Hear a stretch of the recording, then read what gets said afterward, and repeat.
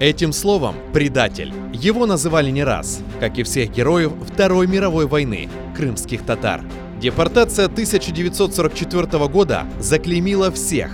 Тавро предателей носили и они сами, герои и орденоносцы, и их дети. Справедливость всегда торжествует, но на сей раз она явно запоздала. Перечисление даже некоторых его регалий звучит внушительно. До войны председатель Алуштинского райисполкома.